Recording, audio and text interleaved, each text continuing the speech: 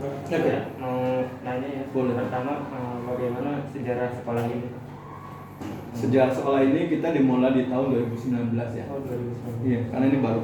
Jadi dulu di Jakarta Barat satu sebutannya begini itu kan tidak ada SLB negeri. Oh iya. Hanya ada 7 SLB swasta. Karena banyaknya kebutuhan makanya dibuatlah nih SLB negeri. Jadi SLB 10 ini SLB negeri satu-satunya di Jakarta Barat 1. Karena apa? Di sebelah itu kan ada PSBN ya. Yang tenaga bilang itu banyak anak panti. Jadi mereka itu anak-anak panti itu tidak pada bersekolah. Makanya dibuatlah sekolah ini dan ternyata benar banyak peserta didiknya di sini. Jadi dimulai tahun 2019. Kita mulainya itu 2019, 2010, 2019, 2020 kita mulai adanya pembelajaran.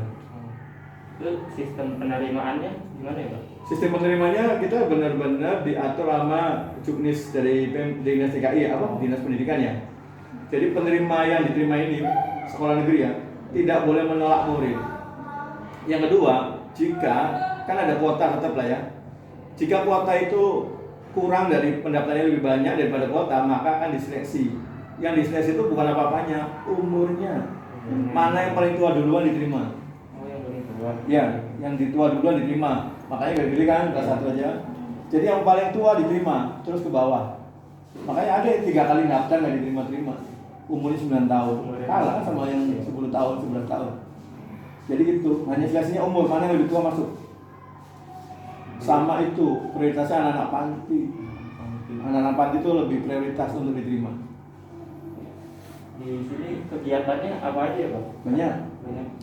Kegiatannya bedanya SMP dan SMA di luar ya dengan reguler. Kalau kami di SMP dan SMA itu sudah kayak anak STM itu, sudah harus pakai vokasi, harus ada penampilan. Ya. Jadi dari begitu anak lulus SD masuk SMP itu harus mulai milih dia mau ngambil apa nih, keterampilan apa gitu. Di sini ada kopi, ada tata boga, ada kecantikan, ada kriya kayu, ada batik, ada geraha, apa lagi?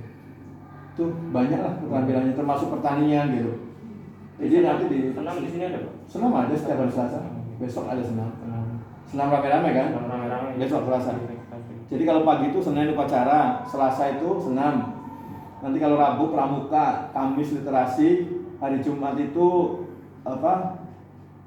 pembiasaan sholat 2. Oh, jadi setiap pagi. Setiap pagi, jadi pagi itu Senin upacara kan kalau Senin. Kalau Selasa senam bersama. Rabu pramuka, Kamis literasi. Literasi itu termasuk itu yang gede-gede, misalnya terkait kesehatan reproduksinya gitu. Itu dimasuk di literasi dan hari Jumat itu pembiasaan keagamaan. Jadi kalau yang Islam belajar sholat duha, kalau yang non Muslim ke rohanian di rohkris. Berarti hampir sama kayak sekolah biasa juga kan? Sama gitu. Di sini klinik buat anak tunadaksa ada nggak? Nggak ada klinik tunadaksa. Kita cuma punya UKS. UKS ya? Iya. Makanya sebenarnya kalau di tunadaksa nggak berat di sekolah negeri. Apalagi sekolah baru ya. Karena kan kalau tunadaksa harus punya psikoterapi ya. Iya. Harus latihan jalan, sekarang kita belum punya. Berarti UKS-nya digabung semuanya? Iya, UKS hanya untuk menjaga yang sakit loh. Ini cara ngajar materinya beda-beda ya Pak? Nah, yang berbeda ya harus beda dong. Kami ini walaupun muridnya tadi ada yang 5 itu, walaupun 5 itu beda-beda kemampuannya. Jadi base kami adalah kembali ke anak. Anak ini sampai mana nih? Jadi bukan anak menyusun kita, tapi kita menyusunkan anak. Jadi walaupun anaknya 5, bisa jadi tuh beda-beda materinya, penanganannya. Ada yang sudah bisa ngomong, ada ini. Tetapi kami menekankan di sini adalah untuk komunikasi dulu. Komunikasi. Ya, untuk berbahasa dulu. Jadi biasanya kalau pagi baru masuk tuh kita pembelajaran dari dengan percakapan. Percakapannya apa? Ngambil dari tema keadaan real yang membuat anak senang gitu. Bisa jadi keadaannya itu diciptakan ya, atau nggak sengaja gitu. Kayak contohnya kemarin hujan, pagi-pagi hujan kan, itu bisa cerita tentang hujan. Nanti ujung-ujungnya akan disambungkan ke materi apa gitu. Jadi biasanya kami menekankannya ke komunikasi percakapan dulu. Karena percuma ya kalau ngomong apapun kalau nggak bisa berbicara ya. Kita ngajarin kopi bagus, Nah, dia mau jual gimana kalau nggak bisa ngomong? Kan harus ngawarin kopi gitu. Kayak tertarik dulu ya. Iya, gitu. Makanya dimulai dengan situ. Kalau pagi. Oh. Di situ yang apa sekelas kan ada 5 orang kok. Yang istri ya. Iya iya. Itu tunarungu semua apa ada? Iya. Biasanya kami usahakan untuk segitu yang sejenis. Oh, sejenis. Kalau tunarungu semua, tunagrahita semua, kecuali yang tunadaksa. Yang tunadaksa suka nempel di mana-mana. Oh. Karena kan sedikit ya. Jadi biar kalau tunadaksa kita gabungnya ke tunagrahita. Kenapa seperti itu? Karena asumsinya kalau tunagrahita, tunadaksa itu kan masih bicara ya. Masih mendengar lah, setidaknya masih mendengar. Kalau dicampur dengan tunarungu kasih yang gurunya ya. Yang satu dia mendengarkan, yang satu berisyarat. Gitu. Tapi tetap ada yang nyempil-nyempil kalau yang tunadaksa disembil-sembil. Ada beberapa yang tunadaksa nanti gabungnya sama anak tunagrahita. Berarti kalau dari SD ke SMP itu bisa naik begitu? Iya. Naik. Iya. Nah, dan biasanya ketika SD kan 55, Iya. SMP jadi berubah jadi 8. Karena sudah mulai besar ya. Itu apa? Kenapa? Dari SD ke SMP itu kualifikasinya apa Pak?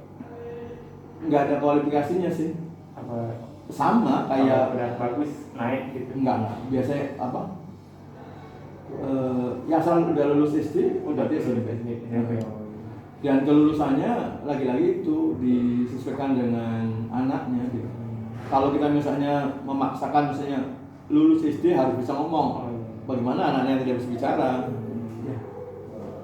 Gitu. Tapi di sini kesulitan belajar semuanya ya Pak hampir ya? Ya ke semuanya, tapi makanya sebenarnya bukan kesulitan belajar. Mereka sulit belajar itu karena kondisinya. Ibaratnya motor 70 suruh lari. Emang nggak bisa lari, emang karena kapasitasnya segitu gitu. Tapi kalau Ninja R itu suruh lari kan nggak bisa. Karena kecuali ada Ninja R tapi dia nggak bisa lari, pasti ada penyebabnya itu apa nih? Oh Ninja kok nggak bisa lari gitu. Nah kalau kami emang kapasitasnya sih segini gitu. Jadi kalau sulit belajar ya emang semua sulit jadinya, karena emang kapasitasnya tidak mumpuni ya. Termasuk anak tunarungu sulit belajar, kenapa? Karena penguasaan bahasanya belum banyak dia. Ya kan? Kadang-kadang kan mereka tuh nggak tahu kesepakatan kita. Ini disebutnya apa? Handphone kan? Itu kan ada kesepakatan kan? Dan dia tuh nggak pernah dengar bahwa ini loh kesepakatannya handphone. Jadi begitu ditanya ya ngaku-ngaku gitu ya. Makanya akhirnya karena bahasanya sedikit, akhirnya mereka kesulitan untuk menguasai pelajaran yang lainnya gitu. Makanya saya bilang tadi, kita dimulai dengan percakapan, lebih ke bagaimana penguasaan bahasanya dulu deh gitu. Karena dengan bahasa, ketika anak sudah memiliki bahasa, maka mau belajar apapun bisa. Matematik emang cuma angka doang? Enggak kan? Ada bahasanya. Bahasa Indonesia apalagi, IPA emang apa? Tetap ada bahasanya. Makanya kita menekankannya penguasaan bahasa dulu. Jadi kalau ada anak tunarungu sulit, belum tentu anak itu bodoh. Dia nggak bisa karena nggak punya, kosakatanya belum banyak. Ya, itu. Kasih ya Pak wawancaranya. Ini semester berapa sih? Saya semester 7. Wah, udah mau lulus ya. Kalau aku masih semester 3. Oh beda-beda. Beda.